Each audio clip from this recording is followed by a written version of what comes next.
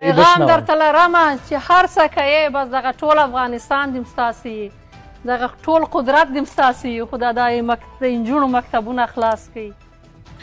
نغمه خاپیری له بهرنیو هیوادونو د جګړې قومانده ورکول او خلک په نورو وژل مبارزه نه ده. د افغانستان مشهوره سندرغاړې خاپیری نغمه وایي چې له بهرنیو هیوادونو د جګړې قومانده ورکول او خلک په نورو وژل مبارزه نه ده. هغه زیاتوي چې افغانستان کې باید نور د ګوندونو په نوم فعالیت ونه شي، یوازې د افغان نوم بسنه کوي او په وینا یې ټول مشکلات د جرګو مرکو له لارې حل کول پکار دي. نغمې همداراز ویلي د استاد منګل څیره معصومه ده. خلک فکر کوي چې ما ورسره ظلم کړی، خو په اصل کې هغه سرکشه وه. ما ترې یوازې متقابل احترام غوښت، خو تر اخره اصلاح نشو. د خپلو سندرو په اړه یې هم دې ته اشاره کړې چې ښایي طالب نظم لیکونکي یې سندرې اوري او که یې نه اوري نو کمپوزونه یې په خپلو نظمونو او ترانو کې څنګه راوړي.